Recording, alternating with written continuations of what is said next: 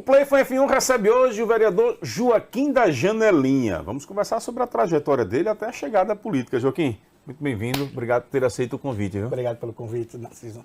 Primeiro vamos conversar sobre o homem. Quem é Joaquim da Janelinha? Conta pra gente. Joaquim da Janelinha é um aracajuano, casado, pai de uma princesa de 19 anos, Júlia, nascido e criado no Augusto Franco. Cheguei no Augusto Franco tem 42 anos, eu tenho 43. Então meus pais receberam a casa, eu tinha 1 ano. Então fui nascido e criado, fiz licenciatura em História na Universidade Tiradentes, fiz uma pós-graduação em Gestão Escolar, e daí veio o nome Janelinha. Muita gente confunde até pela separação dos meus dentes, Narciso. Acho que é um apelido. Acho que é um apelido. Mas, na verdade, o Janelinha, tu sabe, é uma escola que tem 35 anos no Conjunto Augusto Mas Franco. O nome da escola surgiu por causa da Janelinha, não? Não, o nome da escola foi minha tia. Eu comecei a trabalhar na escola, na secretaria, por motivo de saúde. Minha tia precisou sair e eu comecei a assumir a direção, a gestão da escola. Mas a escola hoje tem um outro nome, é Centro Educacional São Joaquim, mas é mais conhecida no Conjunto Augusto Franco como Janelinha do Saber. Janelinha do Saber. Permaneceu o nome inicial. Isso mesmo. E seu nome de batismo qual é? José Joaquim Santos Nascimento, que é o nome do meu avô. O nome do seu avô. Isso mesmo. E me diz uma coisa, na época da juventude, antes de chegar já à fase de formatura, você já foi um cara de se envolver lá no Augusto Franco com movimentos comunitários, já tinha projetos sociais ou não? Fez a sua trajetória e esse processo de pensar um pouco na cidade veio depois? Isso veio depois, né, Císio? Dentro do Augusto Franco, e na juventude, eu nunca fui ligado ao movimento estudantil, nunca fui ligado ao movimento estudantil, nunca fui ligado a movimentos sociais. Eu trabalhava na escola, a escola é uma instituição muito conhecida no Augusto Franco, e fazendo aquele relacionamento com as pessoas, conversando com um com o outro.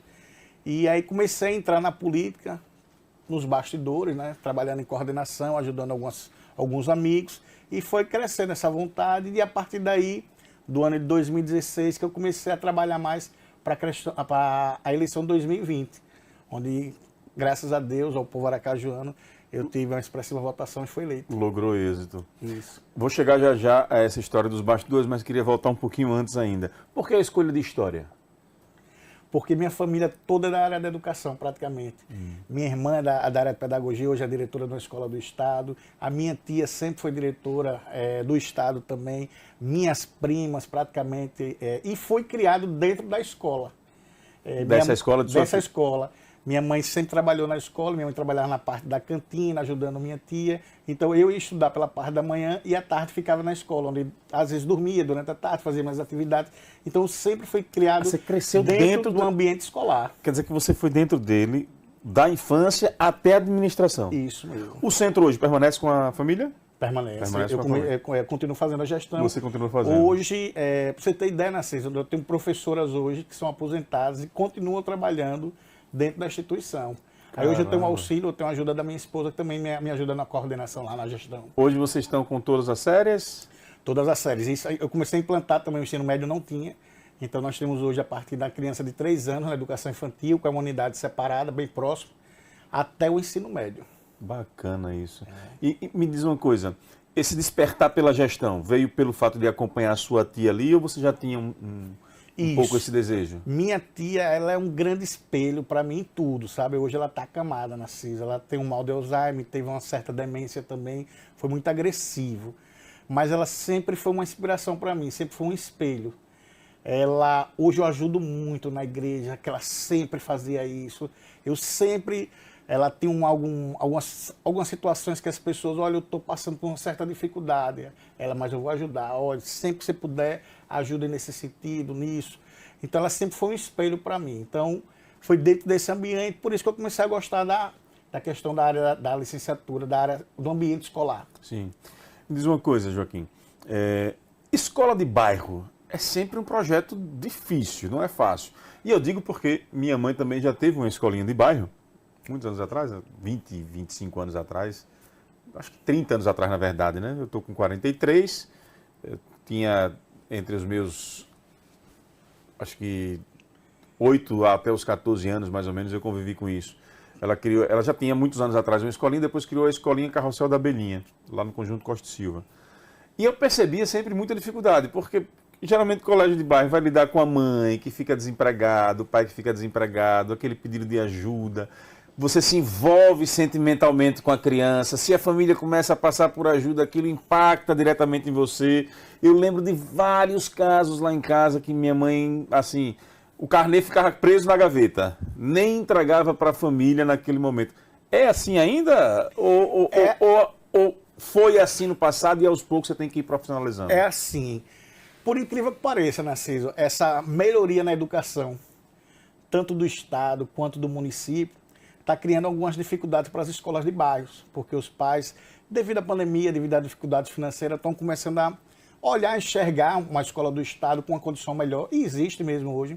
Posso dar alguns exemplos lá no Conjunto Augusto Franco, escolas do ensino, ensino médio do Estado com um bom ensino, com gestores capacitados. E então está saindo... E de tempo integral também, E né? tempo integral. Então cria uma certa dificuldade nas escolas de bairros. Mas hoje temos sistemas de ensino, Narciso, que a cobrança é feita pelo sistema de ensino. A gente já não tem mais essa relação financeira com o pai. A gente recebe desse sistema, a gente perde uma porcentagem, né?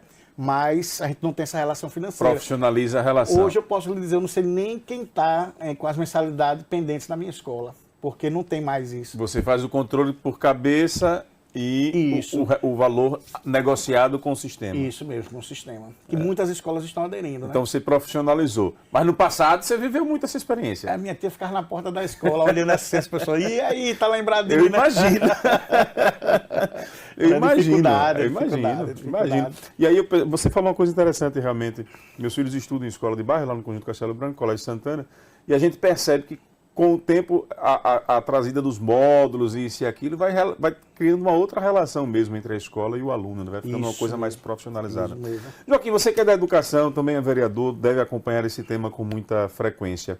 Como é que é para o gestor da educação, e aí eu queria o seu olhar do outro lado do balcão, lidar com essa quantidade cada vez maior de diagnósticos de autismo ou de outras atipias e as exigências legais para o atendimento desse público? Eu acho que vem num processo de evolução, Narciso. Cada vez mais as escolas vêm aprendendo, cada vez mais a gente vem se cercando de profissionais.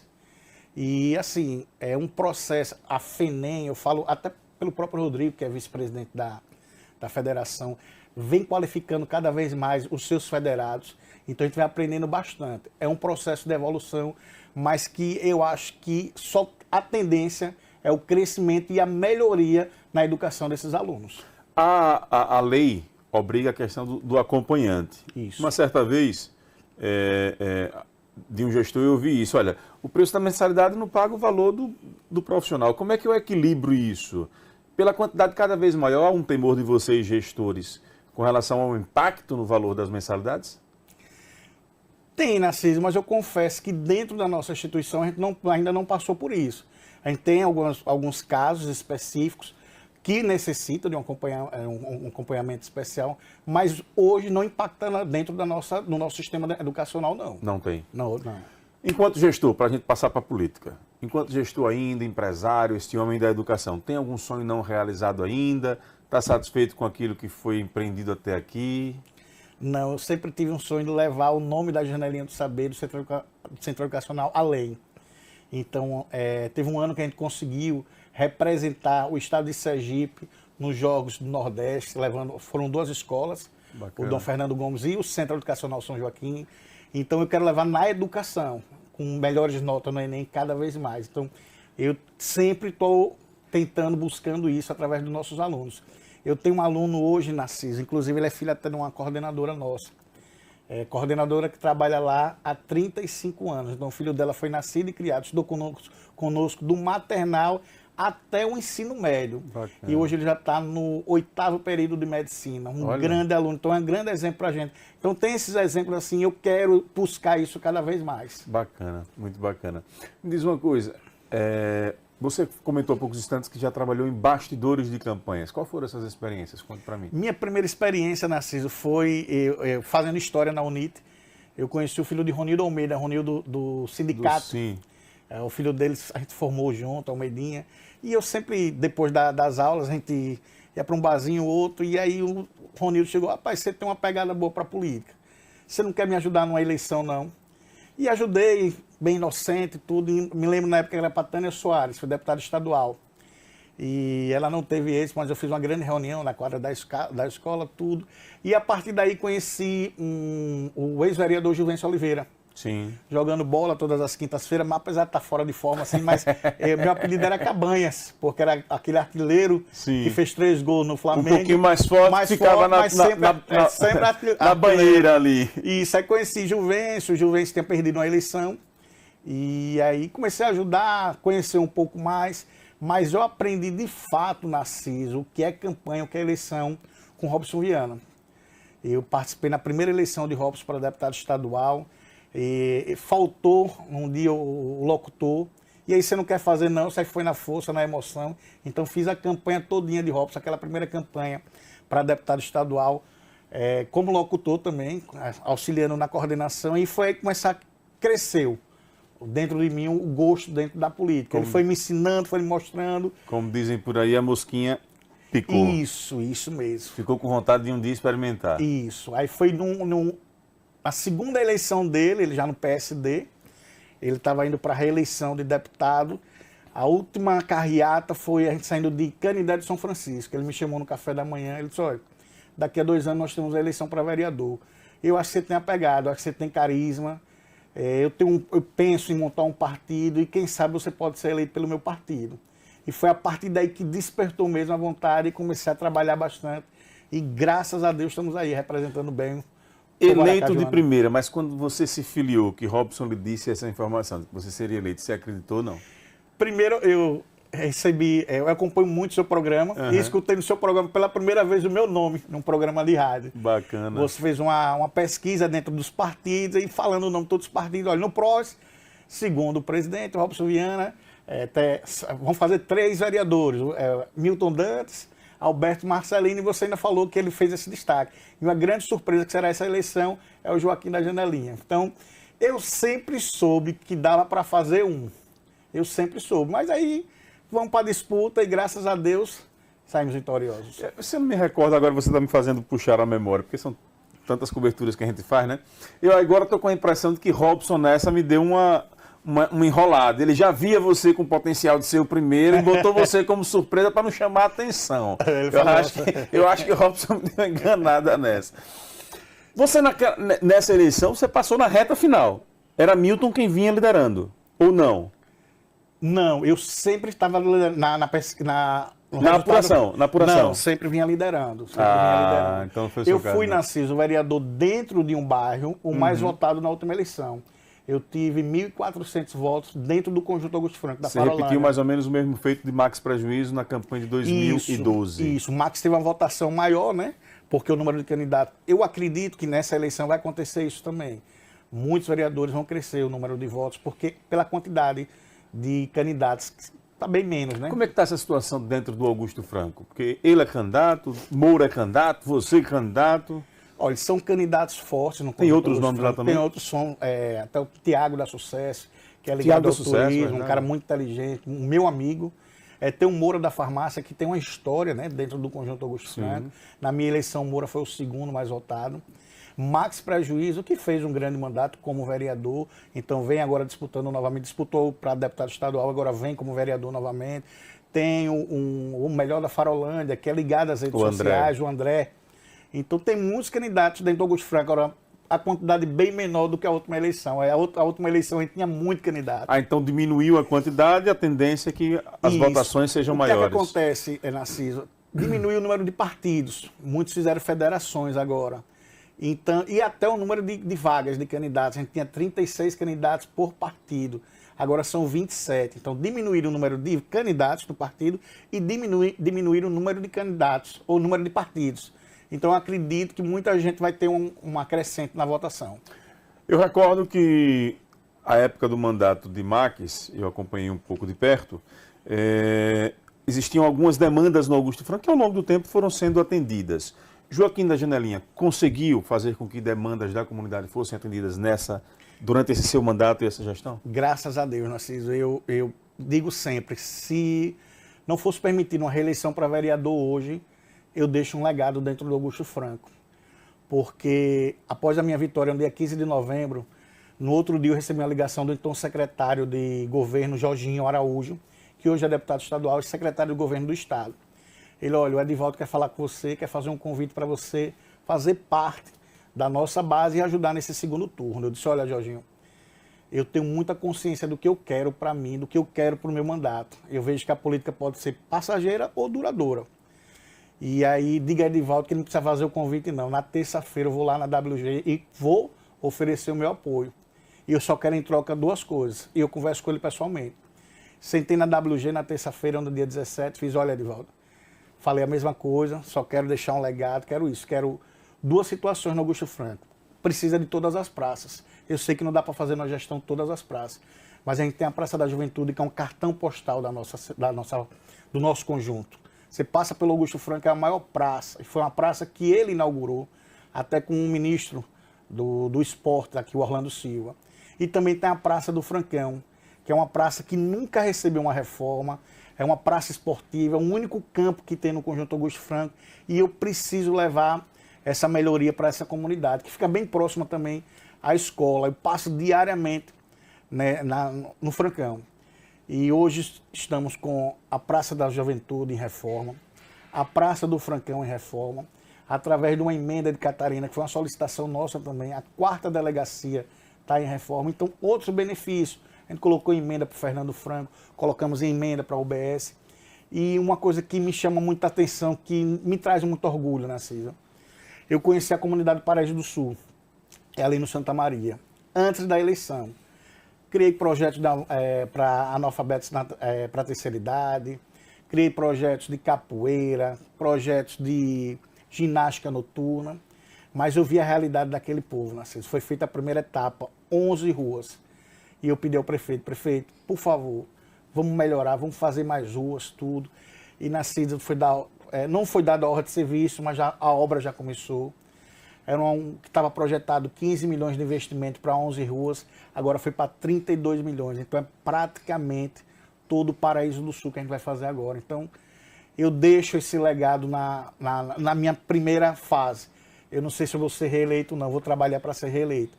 Mas se em dezembro eu for para minha casa, eu vou com o coração em paz, sabendo que eu deixei um bom legado. Você saiu do PROS, organizado por um amigo, por um parceiro, Robson Viana, que inclusive tá para fazer um evento com você, né? Isso. Já tá devendo, viu? Robson. Escuta aí, Robson.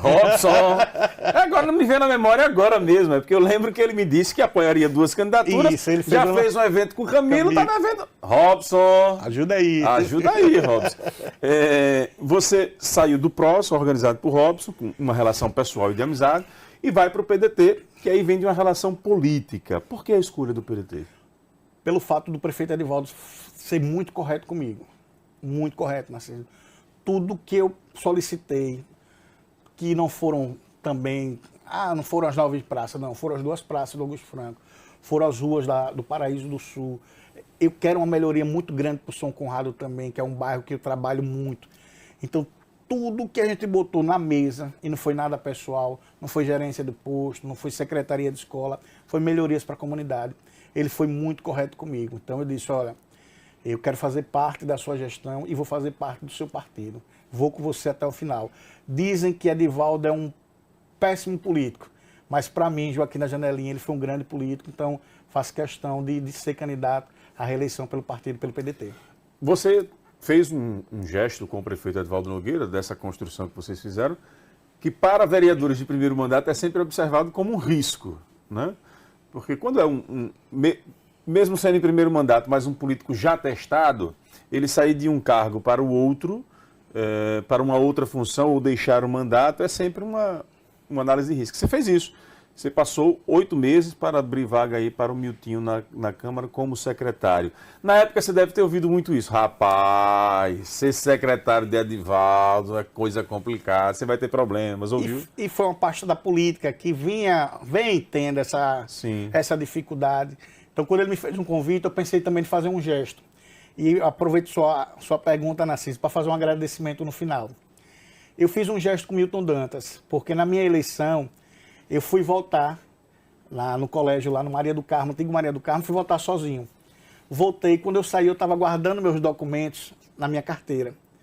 E aí uma mãe de aluno, que até hoje é mãe de aluno, que minha tia, quando precisou ficar acamada, eu chamei ela para trabalhar comigo. Ela trabalhou comigo 2 anos. O filho dela estuda comigo até hoje. Veio me dar um abraço na porta da minha sessão. Ela já tinha votado e eu estava terminando de votar. Ela, só assim eu lhe vejo, que realmente durante a eleição eu não encontrei com ela. E ela me deu um beijo e as pessoas começaram a tirar foto, dizendo que aquele gesto que eu estava colocando o documento na carteira, eu estava dando um valor, uma quantia para ela votar para mim. Uma pessoa que nem... Lembro dessa polêmica. Pronto. Uma pessoa que nem... E assim, teve um radialista na época, que eu não quero citar o nome, ele foi muito cruel comigo, Narciso, porque ele não foi correto. Ele pegava áudios de outras situações minhas, ele nunca me concedeu uma entrevista, ele nunca me perguntou nada e todos os dias ele me batia na rádio. E tinha uma pessoa que estava por trás disso. E eu sempre imaginava que era Milton Dantas, que era meu primeiro suplente. E eu descobri que não era Milton, eu descobri que era outra pessoa. Então eu achei uma necessidade também de fazer um gesto com o Milton, porque ele poderia pegar esse caso e começar a ir para cima, e não. Ele se calou, ele chegou para mim e disse, meu irmão, eu aceito minha derrota. Eu perdi, foi nas urnas. Faça seu mandato. Isso logo no início. E dentro desse contexto todo, o Joaquim da Janelinha, pouco conhecido, eu recebi uma ligação durante esses ataques diários. Eu não conhecia a pessoa e de repente eu atendi o telefone. Era Sandro de Miro. Sem eu conhecer, ele ligou para mim, não esqueça até hoje. Eu tive a oportunidade de agradecer pessoalmente e queria agradecer em público. Ele me ligou, disse, olha, eu também fui vereador de um mandato só, eu também passei por isso, pela mesma pessoa, e eu sei exatamente o que você está sentindo. Então, meu irmão, se você precisar de um auxílio, de um jurídico, se você precisar do Narciso às 7 horas da manhã, eu lhe dou espaço, o que você quiser. Você tem um amigo mesmo sem eu te conhecer, porque eu já passei por tudo isso que você está passando. Verdade, foi o mesmo profissional mesmo. O mesmo profissional. Eu fiquei, pô, Sandro não me conhece, tudo, e agradeci, já tive a oportunidade, ele é muito amigo de Nitinho, e eu tive a oportunidade de votar Nitinho para ser o presidente, então também convidou para fazer parte da mesa, então já tive essa oportunidade de agradecer ele pessoalmente, então quero agradecer aqui, né, na FAM, mais uma vez esse gesto que para mim é inesquecível, é uma gratidão que eu vou levar para minha vida toda. Bacana lembrar disso. Quando você chega agora nesse período de fazer revisitar as pessoas que confiaram em você, se reapresentar novamente como pré-candidato à reeleição, qual a maior dificuldade que você tem sentido? Narciso, por incrível que pareça, nenhuma. Nenhuma. Eu passei pelo São João. João. Você está sentindo que o clima tá bom? Eu passei pelo... Eu acho difícil. Eu saí de um partido pequeno, agora eu estou indo para um partido que tem vereadores com 4, 5 mandatos, tem vereador que é líder do prefeito, tem uma pré-candidata que é ex-secretária de saúde, então é mais difícil, é uma disputa maior. Mas eu não fiz lideranças, eu costumo dizer lá na Câmara isso, eu não construí de liderança, eu construí amigos. Então, as casas que eu estou retornando agora foram pessoas que na época eram minhas lideranças, pessoas que estavam me apoiando, acreditando no meu projeto, mas que durante esses 3 anos e meio se tornaram amigos. E tem mais gente querendo vir para o projeto, tem mais gente querendo fazer parte, tem mais gente construir. Tem aquelas pessoas, Narciso, que criam uma expectativa que você não consegue atender. Então, às vezes, se decepciona. Mas, na sua maioria, eu posso dizer, eu estou muito confiante. Sei que é difícil, mas eu estou muito confiante. Vamos falar do cenário para a disputa para a Prefeitura de Aracaju. Você está no PDT, tem o pré-candidato Luiz Roberto, que desde a última semana começou a intensificar mais as atividades de pré-campanha. Qual é a sua opinião sobre este cenário e sobre a escolha do nome dele? Minha opinião é a seguinte, Narciso, eu não quero falar de outras candidaturas. Eu quero falar das qualidades do meu candidato. Eu acredito que o meu candidato hoje, o candidato do PDT, é o mais preparado para avançar, para Aracaju avançar. Eu vejo que Edivaldo fez uma grande gestão nesses últimos 8 anos, uma gestão de muitas obras. Claro que não é uma gestão perfeita, está aí o transporte coletivo que precisava, quem sabe poderia ter sido antes essa licitação. A saúde poderia dar um gás maior, mas eu vejo que foi uma grande gestão. e eu acho que a gente não pode ir para o retrocesso. Eu acho que o único candidato que está preparado para avançar, para dar continuidade e quem sabe, Narciso, se tornar um dos melhores prefeitos, porque pega uma gestão com caixa em dias. Está o exemplo de Fábio. Fábio começou a campanha com 3%, com 4%, muita gente não estava acreditando, porque veio de uma gestão também que estava deixando as contas em dias, organizada. E agora Fábio vem aí com essa grande gestão, vem fazendo um grande trabalho, eu acho que vai contribuir muito para a campanha de Luiz. Então eu vejo as qualidades do nosso candidato. Nosso candidato é preparado, ele conhece Aracaju mais do que todos os candidatos que estão aí. E eu estou muito confiante na vitória. Você está entre aqueles que acham que a pauta da eleição vai ser gestão ou que acha que existe aí uma tendência para a eleição de uma mulher? Eu acho que a pauta a gente deve trabalhar que tem que ser gestão. É gestão. A prefeitura é fazer gestão. A gente viu que em 2017, Edivaldo pegou uma gestão com 2 salários atrasados, com lixo na rua. Então, se a gente não souber fazer gestão, tudo isso pode voltar. Então, acredito que a gente tem que trabalhar, o foco é na gestão. E eu acho que quando começar os debates, a gente vai poder mostrar cada vez mais que Luiz está pronto e preparado. Muito bem. Câmara de Vereadores, você fez parte de uma legislatura que fica para a história como uma das mais independentes do Parlamento Municipal, que endureceu a relação com o seu prefeito, com o seu partido, e você ali mantendo uma relação entre os dois lados. Qual foi o maior ensinamento dessa legislatura para você? A independência.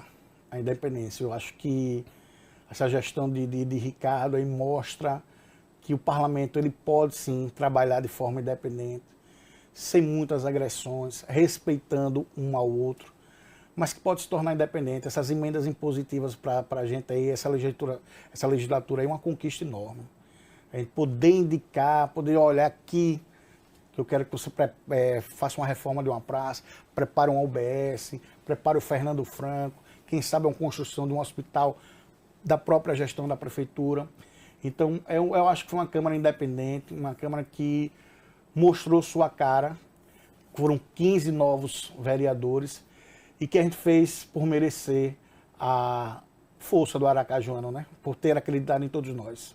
Joaquim, quero lhe agradecer sua presença aqui por esse papo. Fomos da vida pessoal ao momento da política, respondendo a tudo sem nenhum tipo sem tergiversar, né? Como diz o outro. E a última pergunta que eu lhe faço. Um sonho ainda não realizado na política, pretende disputar outros cargos em algum momento? Pretendo. Pretendo. Eu tenho um exemplo hoje que se chama o do governador Fábio Mitidieri. Eu me lembro muito bem que Fábio estava bem cotado para ser o vereador mais votado na sua reeleição. E eu acompanhei o discurso dele, Narciso. Ele perdeu no domingo e na terça-feira teve a sessão. Eu não esqueço nunca, sempre digo a ele. Ele foi o único vereador derrotado que foi para a sessão na terça-feira e utilizou o plenário. Ele disse, olha, eu não quero menosprezar essa casa, aqui eu aprendi bastante, eu sei onde errei, chorou inclusive, sei por que errei, mas para aqui, como vereador, não volto mais. Eu quero alcançar novos voos e esse voo é para Brasília. Então, essa determinação do governador é uma determinação que eu tenho também. Eu acredito que se eu for para uma reeleição agora, se eu melhorar a votação, então eu vejo que as pessoas acreditaram no meu trabalho. Então eu posso, quem sabe, pensar um pouco mais na frente. Muito bacana. Obrigado, Narciso. Obrigado pela presença aqui. Boa sorte aí no pleito. Espaço sempre aberto. Gratidão.